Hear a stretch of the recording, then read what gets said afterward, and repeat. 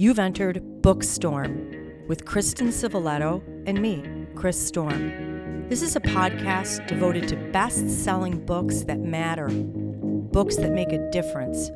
We're diving down deep with beloved authors about their stories. We're exposing hot-button topics and heartfelt themes, the issues that affect each of us in our own lives, as siblings, parents, partners, friends, as human beings. We're braving new ideas, fresh thoughts, hard lessons, and important truths. Those kinds of things that stay with us long after we turn the last page and close the book. Well, welcome back, BOOKSTORM book lovers. You are going to be so excited about who we have with us here today. We have the incredibly talented Robert Dugoni, and we're just so excited about his new book that's coming out called Her Deadly Game. And let me just say, welcome, Robert. We're thrilled to have you here today. Oh, thanks so much for having me. It's a pleasure to be here, and it's always very humbling to me to come on and talk about something I did, I work for. So thank you for having me. Well, as our listeners know, Kristen and I read and vet every book. We don't take every book on the market. We take books that we love, books that matter, books that change lives, and this is one of them. But I do have to tell a little bit about your history because you have a lot of fans, and sometimes people don't know your backstory. So for those of you who are listening and maybe don't know, Robert Dugoni is a graduate of Stanford University in journalism. He then got his doctorate of jurisprudence from University of California, LA School of Law. After practicing civil litigation for 17 years, Robert left that and decided to write full-time, and we are very glad you did. We love all of your books. You are critically acclaimed, well-deserved.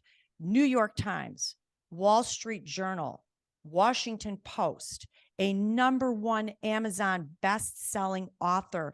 We love so many of your series. And for our listeners who maybe have followed Robert in one of his series, you will remember Tracy Crosswhite, police series set in Seattle, which has sold, by the way, more than 8 million books worldwide.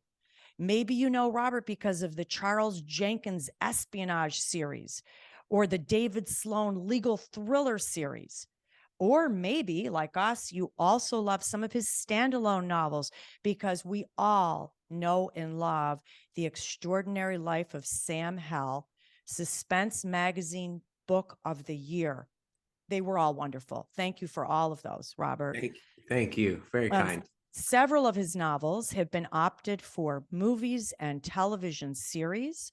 He is the recipient of the Nancy Pearl Award for Fiction. He's a 3-time winner of the Friends of Mystery Spotted Owl Award, which is Best Novel Set in the Pacific Northwest. He's also been a finalist for many other awards, and I've got to name a few because we know that they're hard-earned, but they're very well-deserved, and it's worth mentioning.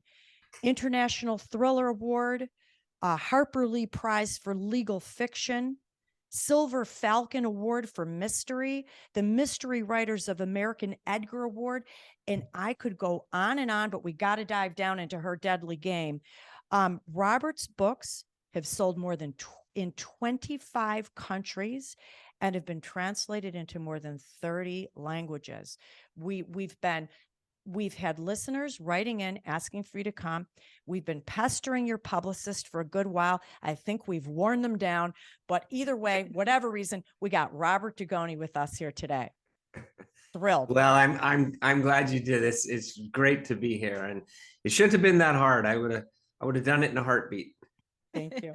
Thank you. Well, Robert, we're going to dive into Her Deadly Game.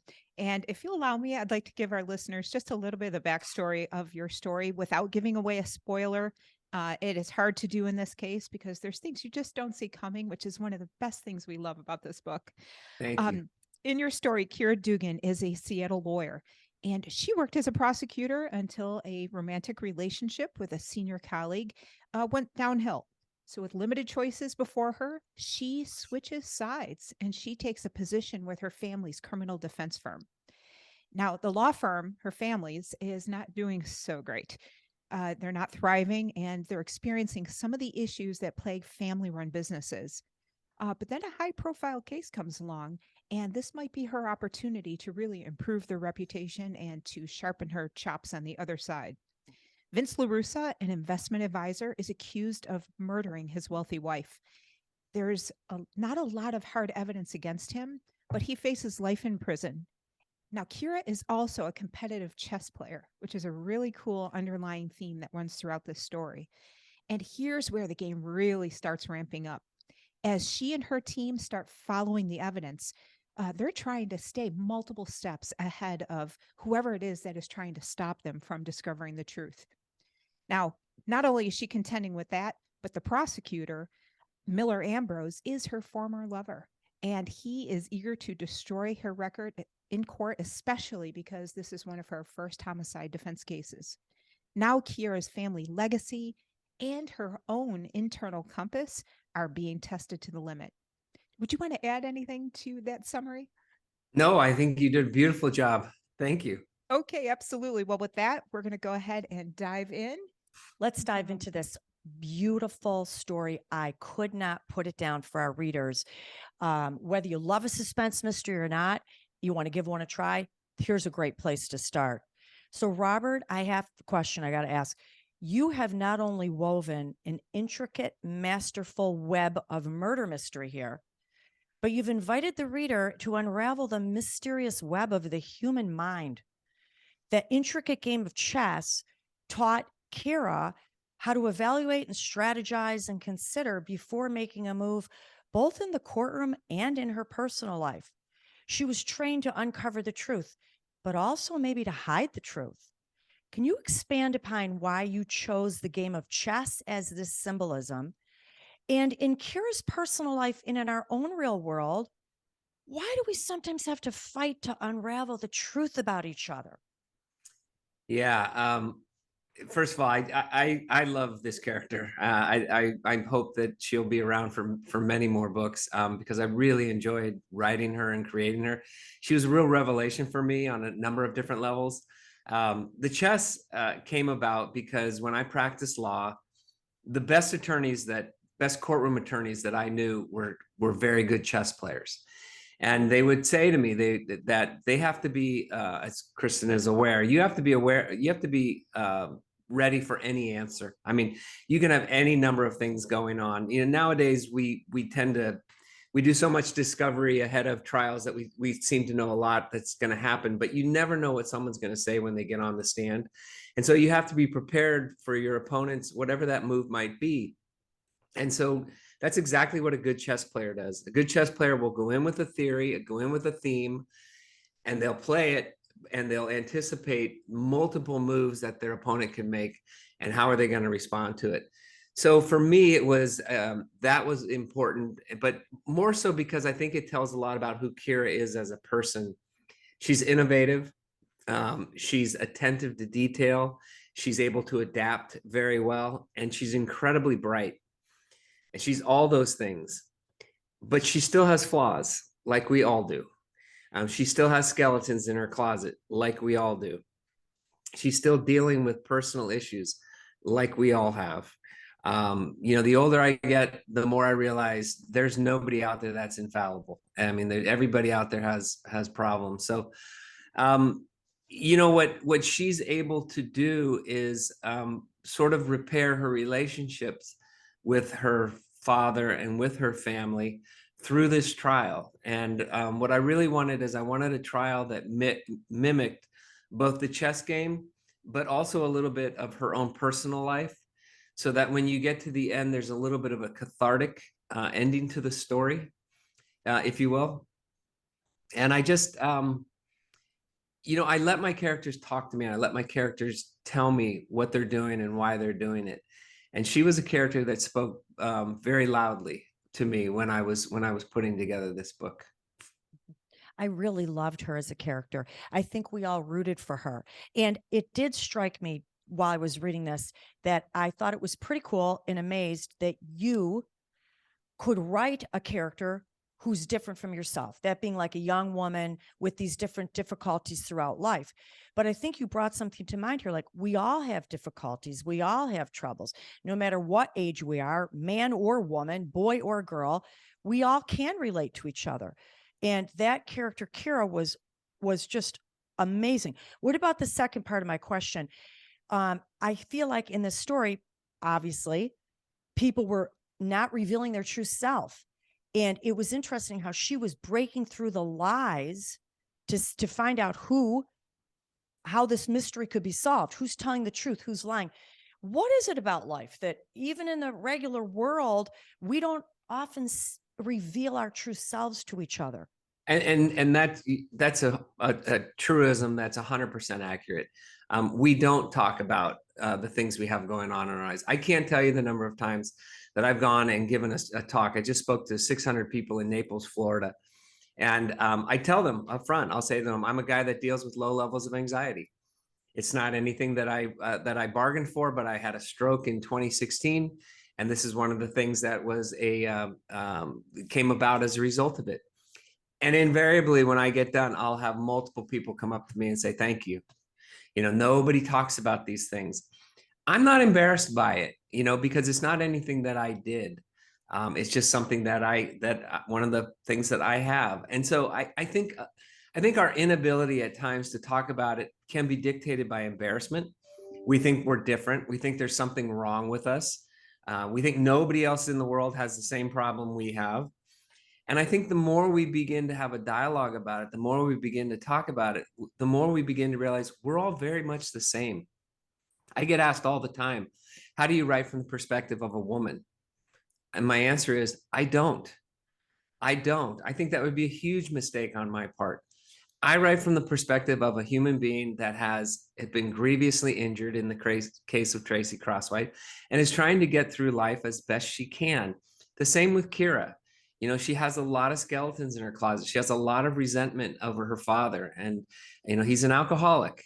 And if you've ever known anyone that's an alcoholic or been in an alcoholic household, you know what Kira is putting up with, what she's gone through, how difficult that is to be embarrassed as a 13-year-old girl, have your father show up at a chess tournament drunk. There's all those things in there. But the more we begin to talk and reveal ourselves, the more we begin to realize how similar we all are. And in the context of a mystery, it just makes it all the richer, because that's exactly what someone is trying to do. They're trying to unravel who these people are really, not the person that is presenting themselves to them, but who they are really. And nobody in this book is exactly who they present themselves as being. And that's why we loved it so much, because we can all relate to these characters. Thank you. Yeah, I'd like to kind of press in a little bit on this character, Kira, because you brought up some very interesting aspects of her personality. And this was another one that caught my eye. She went from being a prosecutor and having a prosecutor mindset to being a defense attorney. And she's a person who truth is important to her. And knowing the truth is very important to her as we kind of learn about her. But a criminal trial is not necessarily about discovering the truth, especially when you are the defense attorney. In fact, there's one point where her dad says to her, it takes time to understand a defense attorney's job isn't to get somebody off. It's to make sure that your client's rights are protected. And if you do your job, he says, then the outcome, guilty, not guilty, hung jury, is irrelevant. What did her father, you referred to him as the famed Irish brawler, which I loved, what did he mean by that? So that was told me by a criminal defense lawyer who defended, I think he said he had 30 capital murder cases that he defended. And he told me that. Because I asked him, his name's Phil Margolin. He's a Portland attorney and he's a writer. I asked him, I said, how do you represent those people? And he said, I am defending the Constitution of the United States, which ensures everyone the right to a fair trial. Guilty or not is not my responsibility. My responsibility is to make sure that the prosecuting attorney complies with the Constitution of the United States and the rules of court and that my guy gets a fair trial. Because if I don't do that, then the entire system falls apart. And I believe in this system more than any other system in the world, that this is the bright system. And so I am defending the system.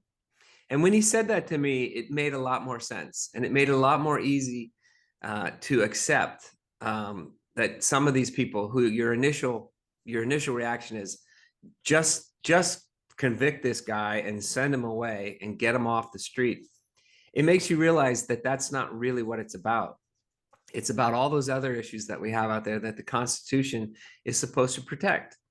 So, you know, I sat in on a couple of murder cases, and I watched a friend of mine prosecute them, and it was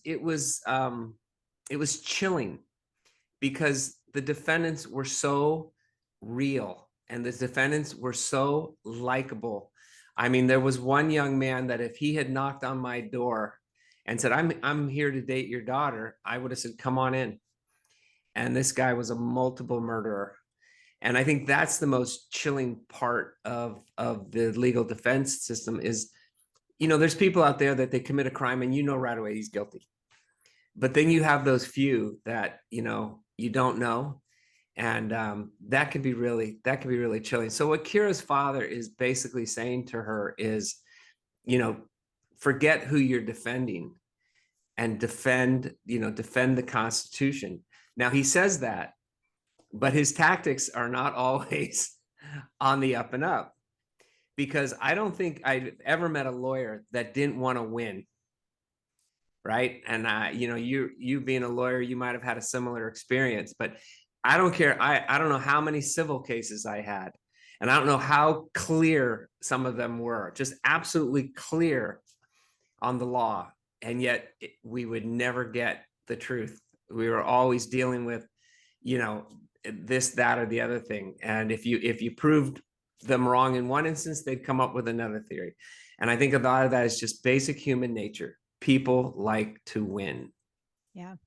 And, you know, first of all, a lot of people refer to attorneys who represent criminals as maybe a hired gun. But what you just said really underscores the importance of both the prosecutor and the defense attorneys doing their job to the utmost. And you hope that out of everyone aggressively pursuing their responsibility, that maybe the truth emerges, but certainly we hope justice does. Right. And I think that that's a really great point. There's a difference between truth and justice. And what you're really hoping to get is you're hoping to obtain justice. And we all know, you know, throughout our history that has not always been the case, whether it's because of the color of the person's skin or some other economic situation where someone can afford the best lawyers in the business, et cetera. And that's really what's so important is that, you know, that the attorneys be allowed to fight as hard as they can to achieve justice. Yeah, excellent. Well put. On those lines a little bit, I want to talk my limited knowledge of the courtroom, other than great book like this. I want to talk about this handsome Harrison, as he's referred to all throughout the book. He says, I had a high school professor named Mr. Cobalt. By the way, we all love that as a reader, hearing that, who told us that a theory wasn't a theory unless it explained all the variables. I just said, wow. I thought to myself as the reader, let's take this from the courtroom into the real world. Theories that don't explain all the variables that we long to embrace, like these. This college is going to make me succeed. This business plan is perfect. This person is my one true love. This invention is faultless. In my own life, I've watched people embark on each of these scenarios and fail miserably because they did not consider every variable. Now, sometimes we're not aware of all the variables. We don't know every situation. But could you expand upon, as the writer, what you may have been trying to get at here about the danger of, both in the courtroom and in the real world, of ignoring variables that don't fit into our theory? Right. And, you know, a lot of that is because we rush to judgment, right? We rush to judgment because something is motivating us. we want to love somebody. So we rush to judgment on a person that comes into our lives, and we don't take the time to really explore who that person is, and you know what their own potential hangups and issues and problems are. You know, as a parent, right? And with kids, you know, that's always my advice is go slow. Get to know somebody. You're not going to know them in the first 3, 4, 5 months. They're not going to be able to, very rare person, especially at a young age, that can reveal themselves and feel perfectly comfortable. It takes time. You know, it takes time. I had a legal mentor who was a very good trial attorney who used to always say to me, don't give me a hypothesis, give me a theory. And the theory was based upon the variables. A hypothesis is just based upon what you think.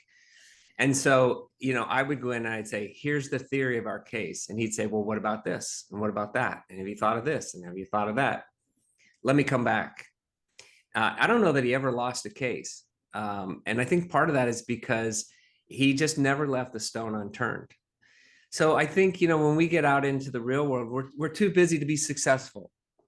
I can remember writing novels, and I'd be at a point in the novel and I'd catch a flaw in the book.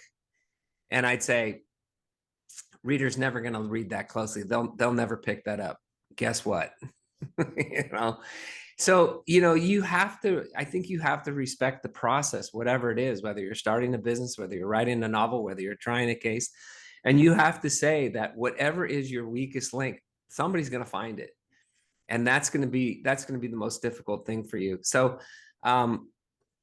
probably because I was a lawyer, when I'm writing my books, I try to catch the flaws, and I try to you know, write them. I'm not always successful. I'll always have somebody that'll call me up and say, you know, the Glock such and such in 19 didn't have a safety on. And you do the best that you can, you know.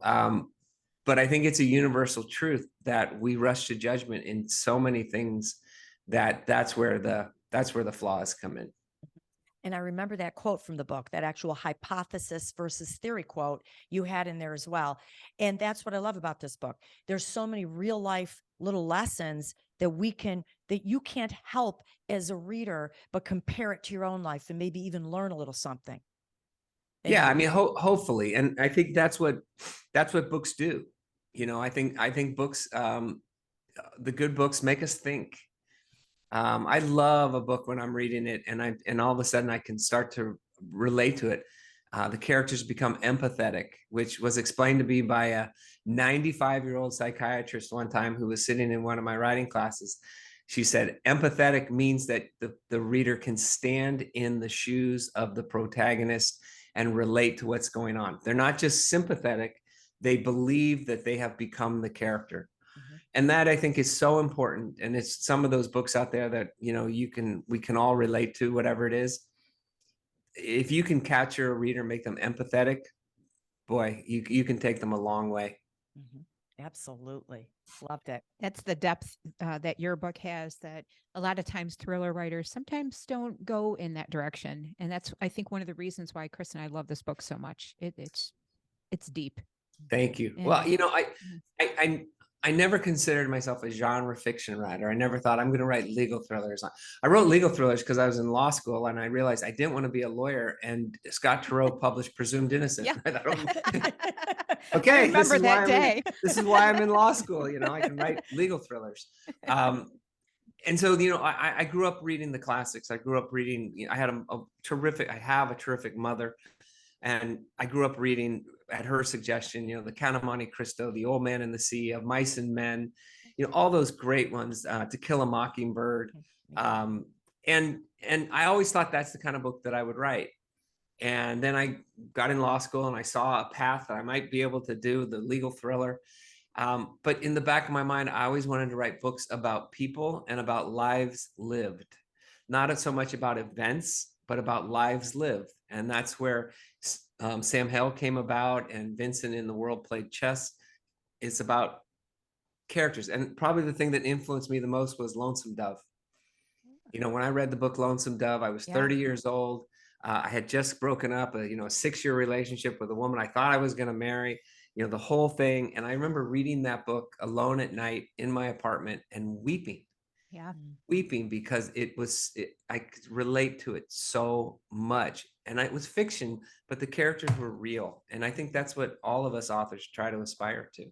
Yeah. Sometimes people say, well, aren't you going to bring nonfiction on the show? What about nonfiction? And Kristen and we always say, there is no such thing as pure fiction. There is no total made up in here. We're No. drawing upon everything that even in our subconscious that we have known and felt and seen from life. And that is the best author. And we thank you for that because, yeah, we did crawl inside Kira. We became her. We rooted for her. We struggled with her. And that is a beautiful thing. That's why we love fiction so much. I agree. I think that's well said. I have one other question for you. There's a very intriguing theme that was running throughout your story that really spoke to me, of course.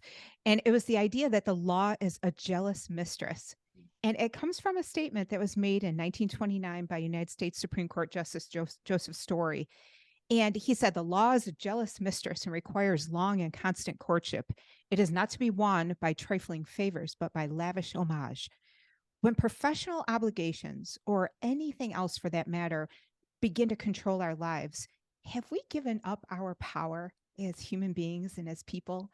And I was wondering if you thought lawyers in particular were susceptible to that because of a demanding career. Well, thanks for telling me where the quote came from because I didn't know. I've heard that as a lawyer. I'm sure you've heard it. I just heard it all the time. The law is a jealous mistress, and I thought what that meant is that you're always going to be working. Yes. Right? So you're constantly going to be working. But I think what you said is very interesting. And my answer would be, from my experience, I would say yes, that lawyers are susceptible. And I think that's why you have so many organizations for lawyers who might be alcoholic, lawyers who might be drug addicted, lawyers who have other issues, because it is a very hard job. And I don't think people really give lawyers enough credit for what they do. We have a bad reputation, some of it earned. But the fact of the matter is, you're working, especially when you're starting out, you're working 50, 60, 70 hours a week under very high stress to go in and have very stressful situations, whether that's depositions or whether that's trials. The law has become so inhospitable now. Everybody is fighting. Right? So you go to work every day to fight with people in high stress situations. And then when your day is done, you have to go out and find clients. You have to go out and be part of organizations so that people get to know your name and what you do and how good you are. And it's sort of I felt like it was sort of a never ending process. And it can be all consuming. I was in a really wonderful law firm in the Bay Area, Gordon and Reese, wonderful law firm, really good people, seemed to be very well centered. But I can tell you that when I made partner there, I think I was the 23rd partner. There were 10 top partners in the law firm. And of those 10, all 10 are divorced. Yep.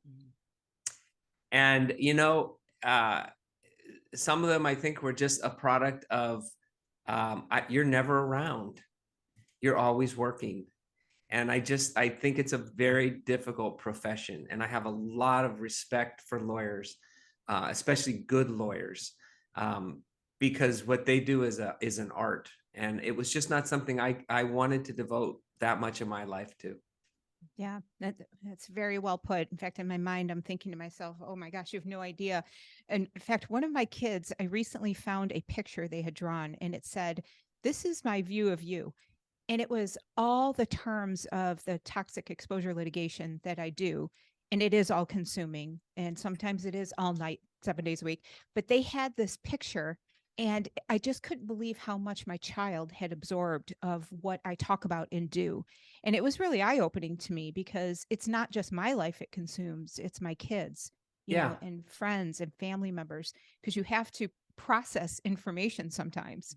Yeah. So very interesting. Well, let me just interject as an outsider. Thank you for what you do and for what you did and for the writing, because we do need lawyers and doctors and everybody else who gives their lives up basically for some higher cause and higher good. And if we didn't have you, we'd be in a boatload of trouble. So Yeah. thank you for that. Well, and And it's a little bit is about what you're passionate about. I always love to talk to people about the movie Stand By Me with Richard Dreyfuss, and at the end, he's on his computer, and his kids are in their shorts with the towels, and they're waiting. Dad, come on, Mom, Dad's writing. You know, there's nothing wrong with being consumed by something. It means you're passionate, but you just have to step back every once in a while to get a reality check and realize there's more to life. and even like in our own personal lives, the meaning of life. Like, what are we going to remember in our final days? Not our bank account, not the size of our house, or even maybe the biggest case you won. We're going to be looking to our kids and our relationships. I think that's everything, but that comes in this book too. Like it's all about the court case, but it's even deeper than that. It's about relationships. Yeah. And we loved it. So can you give us a little clue about what you're working on next? Yeah, I'm working on a number of things. I have a new Tracy book that'll be coming out summer of this year, and then I'm going to be working on the another in the series, the Kira Dugan series. Excellent. But I'm also working on two standalones. One is a book. It's I don't know what the title of it's going to be called yet, but it's based on a true story. My wife's grandfather was an attorney, very successful attorney in the 1930s, 40s, 50s. And in 1933, in the middle of Prohibition, he got a case of an underworld figure who ran a nightclub in Seattle, which wasn't supposed to exist, right? Prohibition. And he shot a light heavyweight boxer and killed him in his nightclub. And the nightclub was called the Pom Pom Club. Now, if that doesn't scream story, I don't know what does. So again, it's part legal thriller, part puzzle, and very much family dynamics. And it's based upon a true story, but it's not my wife's family. And then I'm working on the 1947 World War II book. I was approached by two gentlemen, really terrific guys who had just done 7 years of research on an issue in World War II that had never really been written about. And they asked me if I would write the book for them. And I don't do that, but I was so impressed with the two of them. I liked them so much. I loved their research so much that I did it. So that is also out there, and it's in the middle of being edits and developmental edits. And so there's a lot going on. There's a lot, and I have another Tracy book that I need to get written after the one comes out in the summer. So I'm busy, but I love what I do, and I'm excited about it. Well, and it shows, because what you're good at is what you love, and that's your passion. And when you do it, it turns out super successful. And on behalf of all readers and BOOKSTORM readers, thank you so much for your writing. We adore it. I want to tell our listeners, you're going to want to connect to Robert Dugoni. You can find him on Facebook, Twitter, Pinterest. You can find him on YouTube. I see that you do a novel intensive writing workshop, but it's sold out for 2023. You do it with a good friend of ours, Stephen James. Yes. We've had him on here. Great writer, great friend. You may see Kristen and I one of these times. Sounds really intriguing. And if you can't make the writing workshop, you can find Robert Dugoni giving some writing classes, even on YouTube. So thank you so much, Robert. It was really, really, really enjoyable sitting here talking to you today and diving down deep into Her Deadly Game. Thank you. Thank you for having me. Thank you so much. Yeah, this is one of my favorite books of the year. I'm just going to come out and say it. I love every book that we have on the show, but I could not put it down. And a few things hit me super strong in this book. I got to talk about this because we didn't talk about it that much. Alcoholism, the disease. There was a quote in the book that said, alcoholism was in Kira's family genes. It is hereditary. She was soaked in gasoline. Wow. A person in a gasoline-soaked suit should never play with matches, i.e., don't drink. Don't even start to drink if it's in your family like that. And it really struck me so strong. I mean, we all know people in our lives, at least I do. I mean, I've lived a good long life, and I've seen a lot of family members and friends' lives ruined with alcoholism.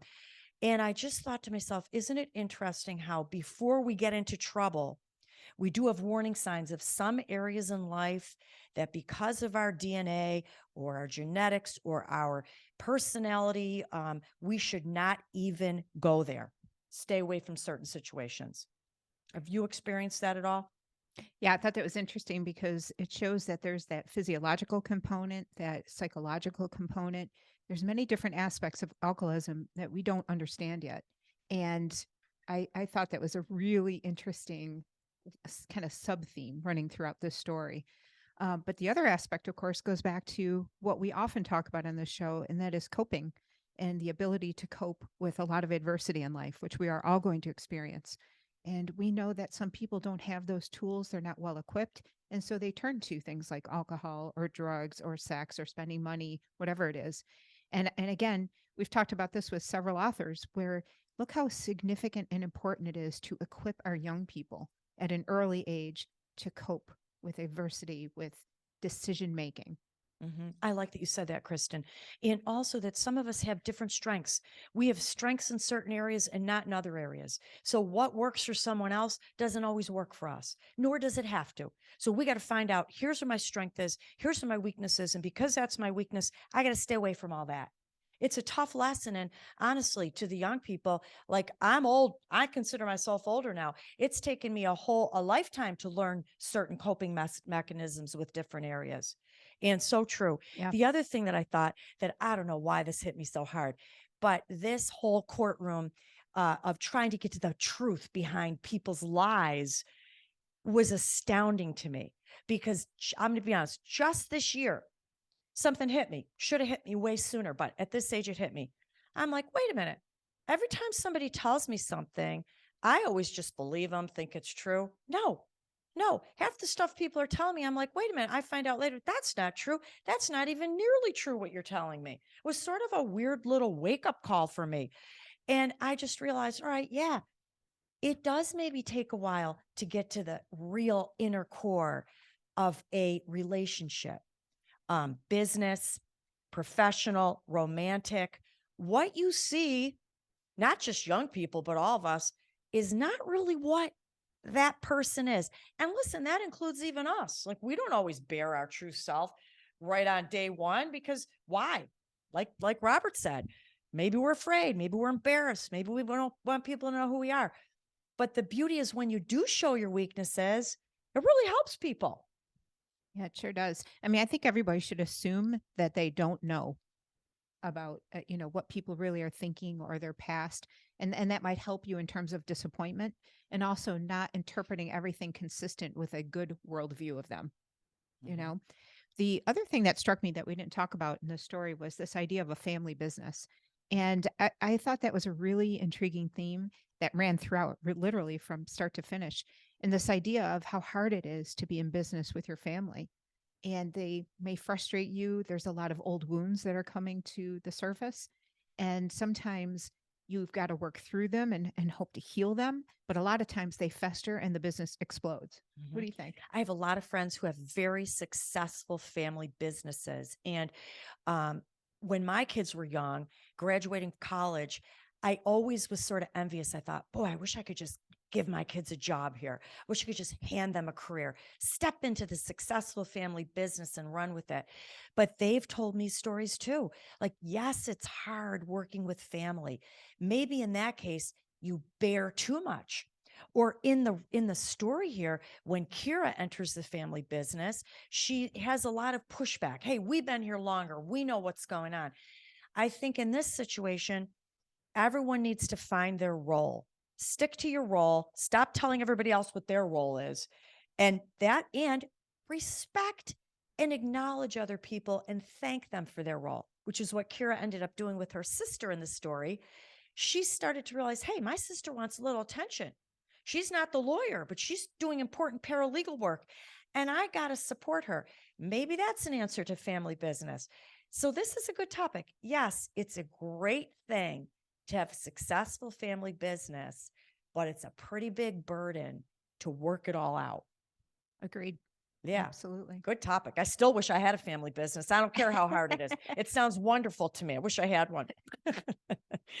So, listeners, thanks for joining us. I just got to brag a little on something here in a humble and grateful way. Bookstorm podcast. We are in 52 countries, 812 cities worldwide, almost 50 states across the country. And a lot of it is thanks to this guy. You know who? Household name by now, Mr. Mark Carey. Hello, hope you guys enjoyed the show today. We'll see you again next week. He looks unassuming with his sweatshirt, but he's the brains behind what goes on around here.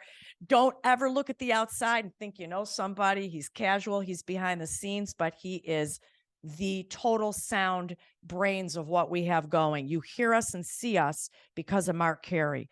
So let me give you a little storm predictions to pique your interest because we are booked and we are so excited. We have David Baldacci, Simply Lies, Susan Meissner, Only the Beautiful, Marie Benedict and Victoria Christopher Murray, The First Ladies, Chris Bojalian, The Lioness, Laura Dave, The Last Thing He Told Me. Just hold there, we're only halfway there. Alka Joshi, The Perfumist of Paris, Madeline Martin, The Keeper of Hidden Books, Birna Turnbull, Paris Deception, Katie Quinn and Janie Chang, The Phoenix Crown, Heather Gudenkoff, The Overnight Guest, and Bert Dig, Ellie Banks, also known as Maisie Parks, One Little Spark, and Matthew Quirk, Inside Threat. Hope I pronounced them all right. Got a little tongue twisted, but we're super excited for each of these books. My gosh, that is quite a That's list. a lot. Well, listeners, as Chris pointed out, we are growing every week, and we just ask you please continue to share our socials because we love this kind of deep discussion, and we know you do too. And we think we need more of this back and forth in our nation and in the world. So stay on the radar with us, Bookstorm Podcast, and you can visit us at bookstormpodcast.com, at Facebook, Instagram, Twitter. We're on TikTok. And of course, we are on YouTube. Just search Bookstorm and Podcast, and we should come right up, and you'll be able to see our authors and us as well. Until next time, one of the best ways to brave the storm is to dive down deep into life-changing fiction.